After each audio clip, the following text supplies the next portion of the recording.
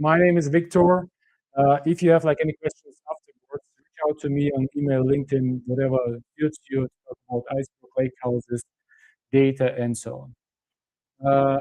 And the introduction of company, Vakamo is startup. We started, and we actually all about the open source, and it's why we started our own project, Lakekeeper, which is a Apache license, and we support all different communities on open source. Which means we do contribution, we trying to test, we try to advise. We love to contribute into work with open source. And maybe just for me to understand, like, could you please raise your use open source? Okay, cool. So now the different, maybe interesting question: could you raise your hand if you contribute to open source? That's something what we need to improve, right? So, and just to explain to you guys, the contribution to open source is not even writing code. Just go to any repository, read through the documentation, translate the documentation, maybe find the issue, test the software, and try to help the community, or even to run a meetup, is help the community to build around that specific topic, technology, something. So feel free to become the open source committer contributor. Is a very positive thing for so it's not just like spend time. It's something what will help you as well in your career. Yeah, well, I love questions. So what is actually Iceberg? And maybe just to go to that question before, if you will kind of estimate your knowledge of Iceberg within 0, like, okay, I know Iceberg, how to write Iceberg, and 10, I can talk with Ryan Blue about Iceberg. So can someone raise hand if you 7 and above? Yes, yes, we have some. So that's not a question to you guys. So that question is for everyone who is like 6 and below. So what is actually Iceberg?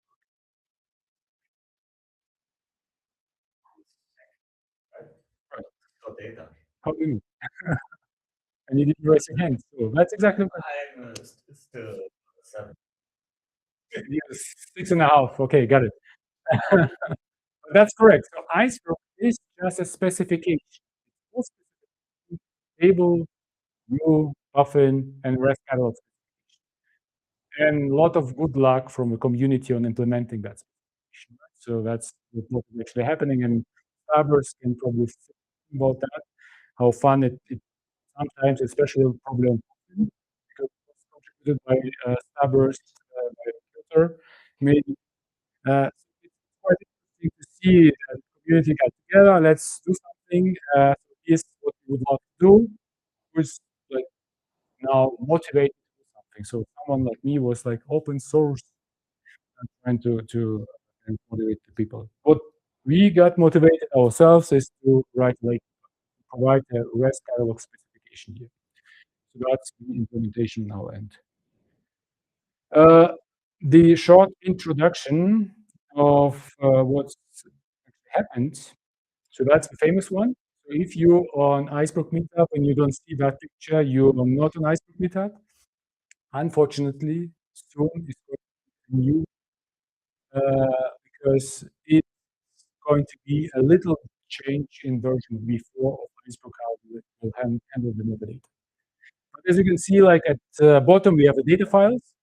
Usually it's Parquet, but it can be Avro and or C, and now we have file format API, which allows you to use like all different files.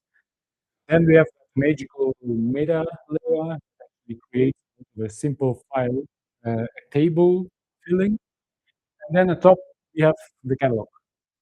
And it was a funny story with the catalog at the beginning.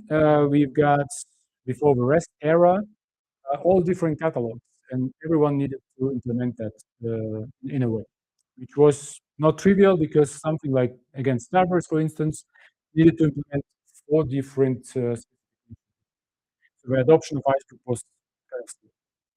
The community said, like, let's do a better job, and they created a REST specification, and the REST specification got an additional thing is that the catalog is now writing the metadata JSON file, which is the final.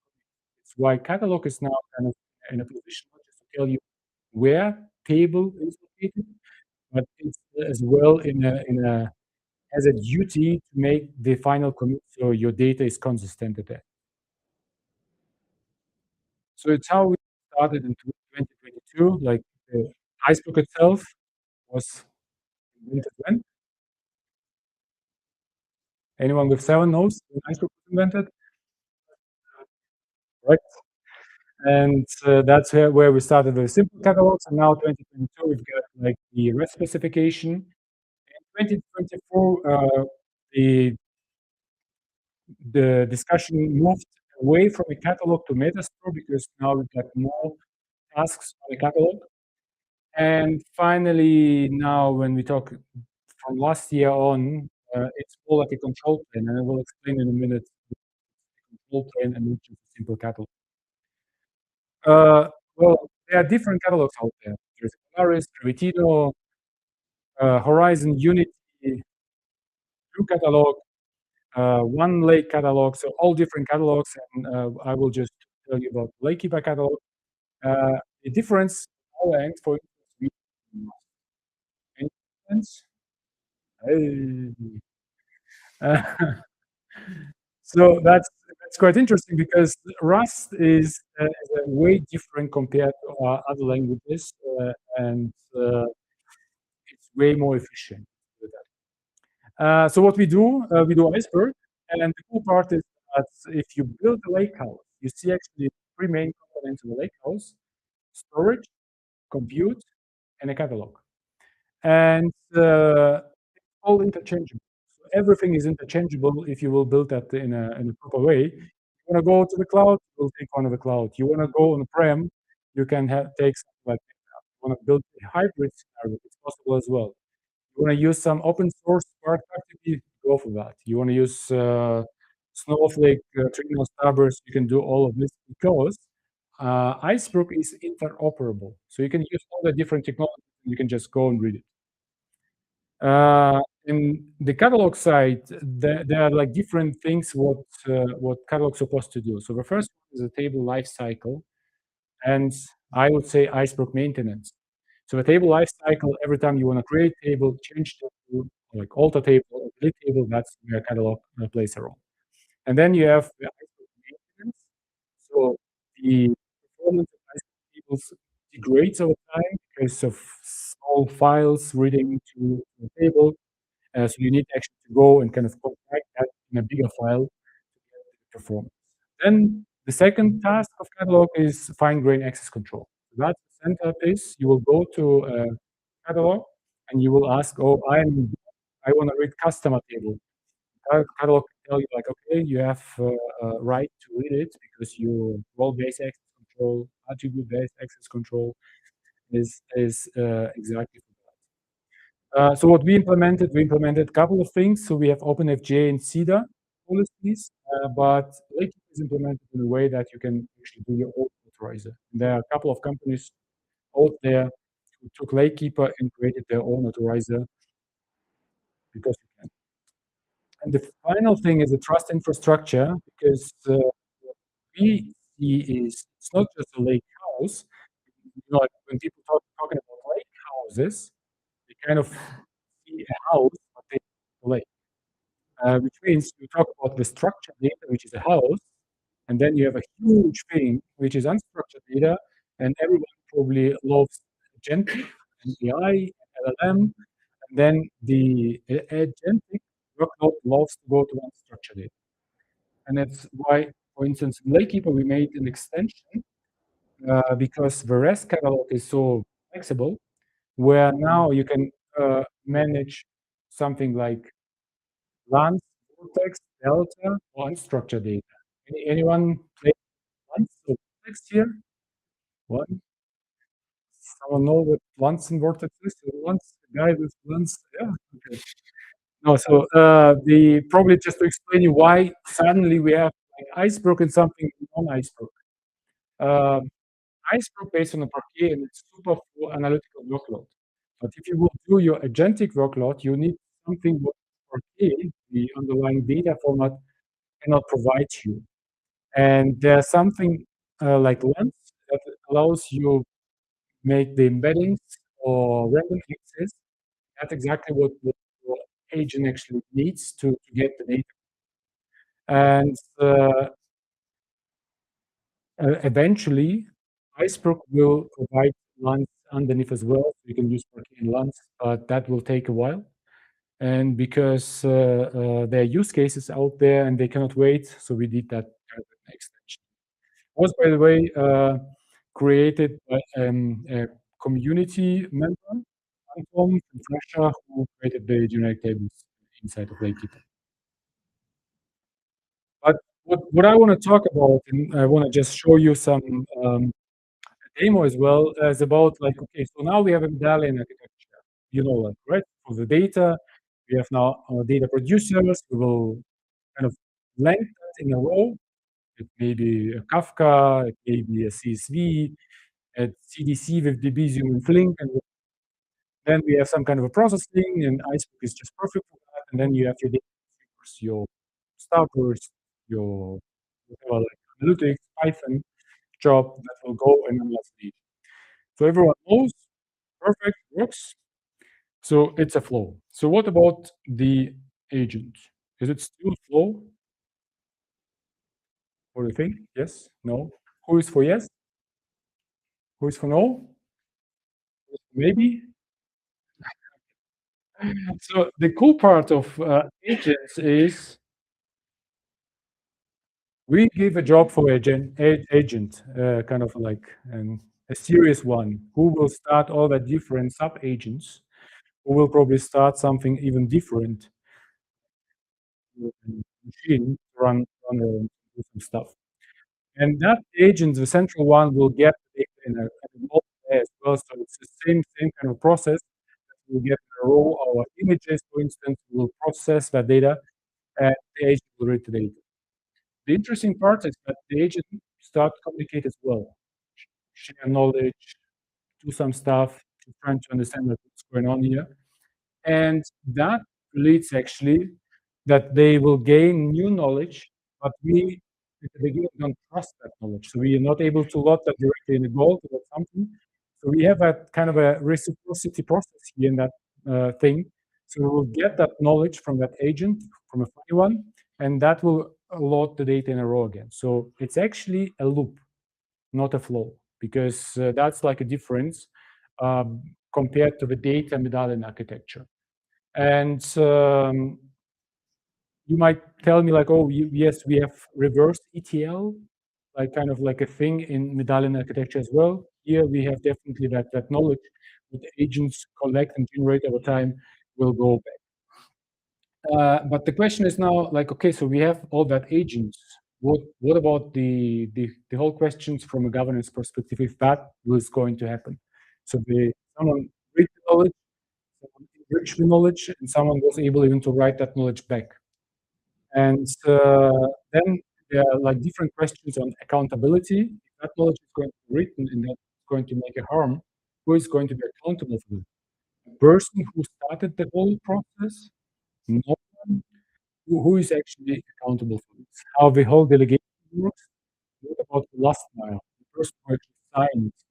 Imagine that's an ECB report out, and then the person will sign on that knowledge. Quite interesting what's like the power and weight of that signature.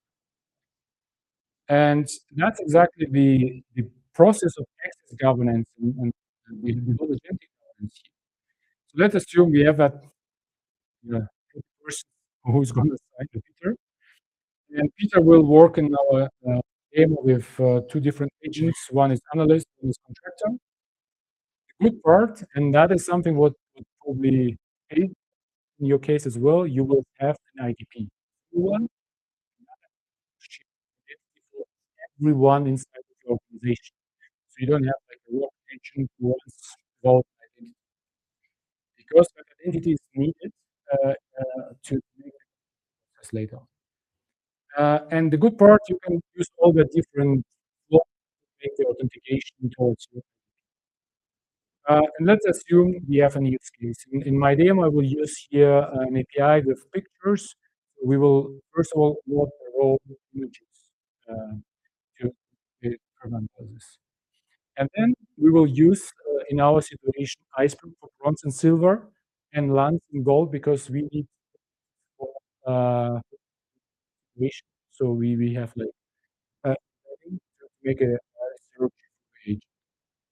But still, the whole information is going through the Iceberg pipeline. And now Lakekeeper plays a role because Lakekeeper can manage all of that different formats on this Iceberg in order to create the knowledge. And what we will do, that the contractor will have actually access to gold and silver, but not to the gold because he is like the main business logic that should be hidden from the contractor. But the analyst go and read the data. And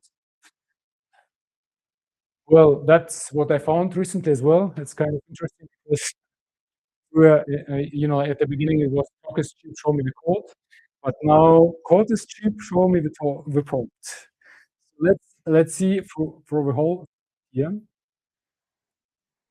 Uh, I do have an example. Uh, that example is going to be really key for us. If you go around, you can just go and download the whole stuff.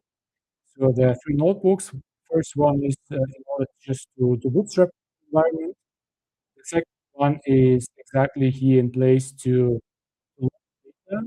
So you see you're going here to download the data from an API, and then we creating some bronze, silver, and gold layer. And then what we want to do is actually we want to run the agent here, and we have two different agents. The first one, you see it, a little bit bigger. We have an analyst, and that analyst has a grid that you want to search for pictures that has cats and other animals. So we just run it. I create enough for a demo go. Maybe not. Yes. And you see that this agent was allowed to do that query on a semantic search and get some results. So same query is going to be run contractor, and that contractor will get it. So here's just uh, yeah. So what we will do now, let's just go to our Lakekeeper instance,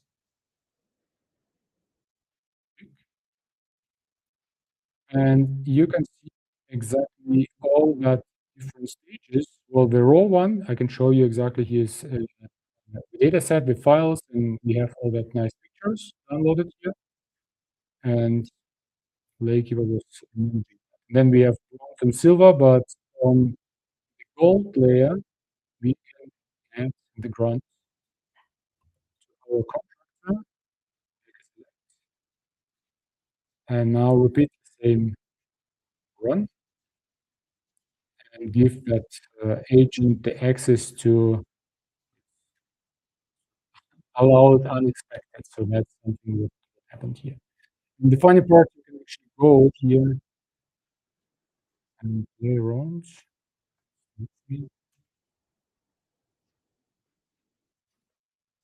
will chat. So now we have the same query as agent was, and I will run the same query, and I will get here. Now can you see? Here's an explanation. Here's a bird. Here's a dog. Here's a cat. Here's a dog. So the search was actually successful. So we were able to use LLM to analyze the whole data and to write that to Lake. And here, maybe just by the way, to show you what we've been writing here to Iceberg. So we see the whole data, we see where data is located and so on. And if you're interested, I showed you the picture. Here's exactly what we have, right? So we have all that nice data in Iceberg. We have a Parquet file. You can look into. And here is that wonderful lens file, which I can directly from Lakekeeper, that you can see exactly how that table is actually built. That was the demo. And let's go quickly. So the whole idea is right now, so to apply the zero trust, not just for the lake house, but apply for the identity as well. So you have to verify every request least privilege, and you need some kind of a banded credential that lives only maybe for a short time. So that's the idea what we're trying to build with the Lakekeeper to enable you on a lakehouse. The takeaways, well, Iceberg won the interoperability game, but it's not really clear about the governance. So the governance is still open. We don't know like how the governance is going to be solved, especially if your company uses at the same time Snowflake, Unity, and all Glue catalogs. The thing is about like to build the governance of zero trust concept here. Catalog is like in the center of that, but I'm biased. You need to make your own opinion on this. Good. That's it from my end. If you have like any questions, so you wanna become a contributor, you can give a star to the keeper. Thank you very much.